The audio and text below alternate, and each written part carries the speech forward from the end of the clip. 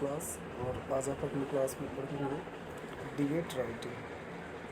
और debate writing क्या है? Debate is a discussion. Debate एक डिस्कशन होता है और structure contains about an issue और रिजोल्यूशन। किसी इशू के ऊपर, किसी रिजोल्यूशन के ऊपर जो डिस्कशन की जाती है उसे डिबेट कहते हैं। A formal debate involves two sides. एक फॉर्मल डिबेट जो होता है उसमें दो साइड होता है। फर्स्ट है one supporting A resolution and one opposing it. एक जो है वो जो रिजोल्यूशन को सपोर्ट करता है और दूसरा जो उसको अपोज करता है। Such a debate is bound by rules previously agreed upon. इसमें कुछ रूल्स भी होते हैं। Debates may be judged in order to declare a winning side.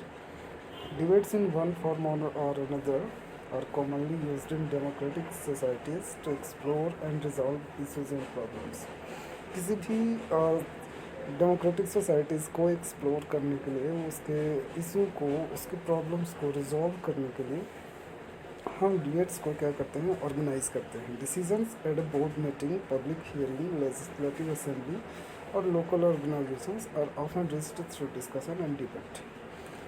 हम अक्सर देखते होंगे कि लोकसभा जो होता है, राज्यसभा जो होता है, असेंबली जहाँ भी होती है तो वहाँ पे डिस्कशन की जाती है, डिबेट किया जाता है और वहाँ पे डिबेट के बाद ही जो कंक्लूज़न होता है उस कंक्लूज़न को आउट किया जाता है, कंक्लूड किया जाता है। Indeed any discussion of resolution is a form of debate which may or may not formal rules such as Robert's rules of order.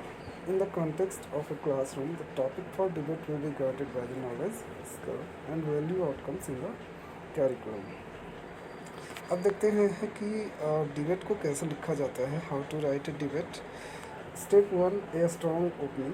सबसे पहले तो a strong opening. Every good debates start with a strong opening line. एक काफ़ी strong opening line होनी चाहिए, क्योंकि debate को start करने के लिए जब आप डिबेट स्टार्ट करेंगे तो लोगों को लगना चाहिए कि आपकी जो टॉपिक है आप उस टॉपिक पे काफ़ी हैविली तरीके से आप उसको रख रहे हैं। Step two, defining the topic. After your opening you need to make the subject that you are talking about crystal clear to your listeners. आप अपने लिसनर्स को बिल्कुल क्रिस्टल क्लियर का मतलब है कि बिल्कुल साफ साफ दिखाई देने वाला, साफ साफ समझ में आने वाला आप सब्जेक्ट को डिफ़ाइन करेंगे, टॉपिक को डिफ़ाइन करेंगे। स्टेप 3 है signposting. Step 4 rebuttal. Step 5 your arguments and step 6 conclusion. मैंने पहले ही बताया था कि पहले लोग क्या करते हैं, डिस्कस को शुरू करते हैं और डिस्कस शुरू करने के बाद आपस में जो है वो एक दूसरे के पॉइंट्स को कट किया जाता है निगेटिविटी के द्वारा, पॉजिटिविटी के द्वारा। उसके हर निगेटिव और पॉजिटिव पॉइंट्स को देखा जाता है और एट लास्ट कंक्लूज़न निकाला जाता है, क्या कंक्लूज हो रहे हैं। डिबेट को सबसे पहले आप प्रिपेयर भी कर सकते हैं। डिबेट को शुरू करने के लिए develop the resolution to be debated. उस रिजोल्यूशन को जिसके बारे में हमें डिबेट करना है उसको डेवलप करेंगे। ऑर्गेनाइज द टीम्स को ऑर्गेनाइज कीजिए। Establish the rules of the debate including timelines. Research the topic and prepare logical arguments. Gather supporting evidence and examples for position taken. Anticipate counter arguments and prepare rebuttals. Team members plan order and content of speaking in debate. Prepare room for debate and establish expectations, if any, for assessment of debate. तो हम क्या करते हैं, सबसे पहले debate के लिए prepare करते हैं, रिजोल्यूशन को डेवलप करते हैं, टीम ऑर्गेनाइज करते हैं, उसके लिए रूल्स बनाते हैं, टाइमलाइन बनाते हैं, टॉपिक के बारे में रिसर्च करते हैं, आपस में आर्ग्यूमेंट्स करते हैं।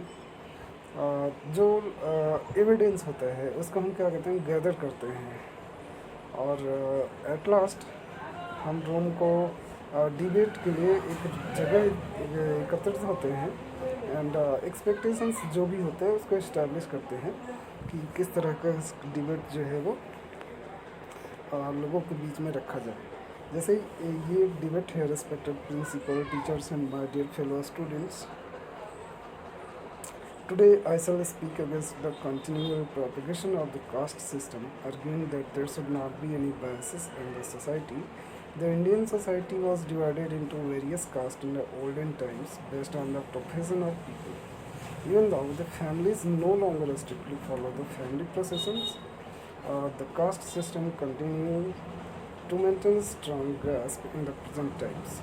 In my point of view, such distinctions do not hold relevance in the modern times where the country follows a democratic government propagating the principles of equality, liberty, and fraternity. Why do we need reservations for backward classes then? Why do we still feel aversion of lower castes or uneasiness with upper castes? A more universal view must be established by the people to break such barriers and live mutually.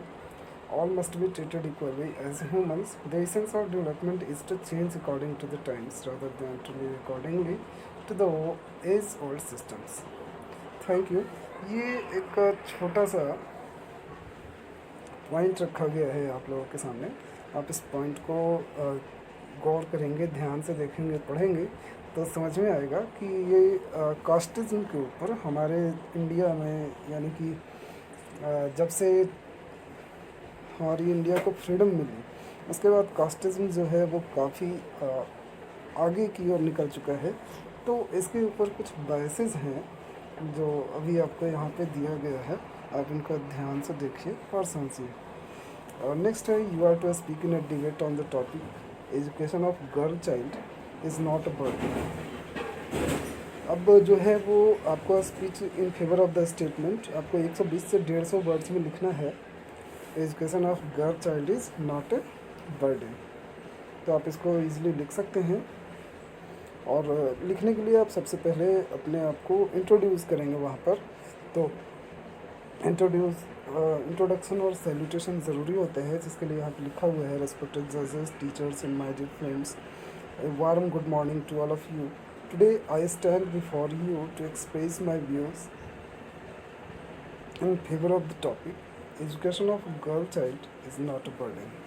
It is said that wisdom begins at home. However, education of the woman of the house is still considered a burden by many. यहाँ से लेकर के हम यहाँ तक जो है उस टॉपिक के बारे में बताते हैं और फिर कुछ एग्जांपल्स भी देते हैं, जैसे such Sushma Swaraj, Brinda Karat, Kiran Devi etcetera. Thank you everyone for listening to my views patiently. और नेक्स्ट जो आपको पढ़ना है वो है डायलॉग राइटिंग। और डायलॉग राइटिंग क्या होता है? Dialogue is literally composition in the form of a conversation between two people. दो लोगों के बीच में जो कन्वर्सेशन होता है तो उनका जो लिटरेरी कंपोजिशन निकलता है उसको डायलॉग बोलते हैं। Write dialogue is while writing a dialogue, the situation, the characters and their points of view have to be taken into account. Command over vocabulary and grammar is necessary to frame a dialogue correctly. कुछ points जो हैं जो आपको dialogue लिखते समय आपको ध्यान में रखना है वो ये है कि dialogue does not follow any set rule or format. Dialogue कभी किसी फॉर्मेट को, किसी रूल को फॉलो नहीं करता है। The idea express should be coherent, the language used should be conversational. जो आप कन्वर्सेशन में लैंग्वेज यूज़ करते हैं बेसिकली उसी लैंग्वेज को यूज़ कीजिए। The conversation should be spontaneous, taking into consideration the ideal way in which the character would react and put across his thought. आप अपने कन्वर्सेशन को, अपने डायलॉग को कुछ इस तरीके से लिखिए ताकि लोग जो हैं उसके ऊपर रिएक्ट कर सकें और उसके अगेंस्ट में कुछ अगर उनको थॉट देना हो तो वो भी दे सकें। अभी देखो यहाँ पे एक एग्जांपल दिया है मैंने, जैसे टू गर्ल्स बर्ड वाचिंग। दो लड़कियाँ हैं जो एक चिड़िया को देख रही है। और question is, Pihu is fascinating with bird watching. Pihu को चिड़िया देखने में बहुत आकर्षित होती है, मज़ा आता है। सी मेट्स अ गर्ल निशा, वो एक लड़की से मिलती है, निशा नाम है उसका, इन हर ट्यूशन क्लासेस, अपनी ट्यूशन क्लास में। Who shares her views on the topic, जो उस टॉपिक के ऊपर उससे शेयर करती है। Write their conversation in the form of dialogue within इन 120 to 150 वर्ड्स। और बेसिकली आपको जो भी कन्वर्सेशन वगैरह लिखने के लिए मिलेगा वो 120 to 150 वर्ड्स में ही होगा। अभी आप यहाँ पे देख सकते हैं Pihu is speaking, how do you know the names of so many birds. तो निशा कर रही है bird watching is my hobby, besides I try to gain information about different birds from the internet. तो पीहू बोले that is a pleasant surprise, we both share the same interest, I too like bird watching specially in summers. तो निशा कर रही है you are right, there are so many birds that fly away from their own lands to our country to protect themselves from the severe cold. Pihu kar rahi hai that is known as migration. The other reason for migration of bird is availability of food. Then Lisa is speaking. You too seem to know a lot about birds. I'm impressed by your knowledge. Then Pihu, thank you. Actually, I have visited many bird sanctuaries with my father. I'm happy that our common interest has formed the basis of our friendship. यहाँ पे एक और है, आप इसका screenshot ले लेंगे तो क्लियर आपको समझ में आ जाएगा। एंड नेक्स्ट दिन हो रहे यहाँ पे। और आज के लिए क्लास को हम इतना ही रखते हैं। अभी कुछ प्रोजेक्ट्स जो है अभी आपको कुछ एक्सरसाइजेज आपको दिए जा रहे हैं जिसको आपको कंप्लीट करना है। आप इसका भी स्क्रीनशॉट ले लीजिएगा। ये डिबेट में दो एक्सरसाइज है। First, homework should be band, homework को क्या बैन किया जाना चाहिए। और दूसरी चीज़ है how much schooling is better than traditional schooling. Traditional schooling से होम स्कूलिंग बेटर है या नहीं है, आप इसको लिखेंगे डिबेट में। एंड कन्वर्सेशन जो है वो है home schooling is better than traditional schooling. ये एक कन्वर्सेशन है, write dialogue between you and your friend about importance of learning English. तो आप ये दोनों जो है वर्क कंप्लीट करके और आज ही सेंड कर दीजिए। और मिलते हैं फिर नेक्स्ट क्लास में, नेक्स्ट वीडियो में। तब तक के लिए बाय।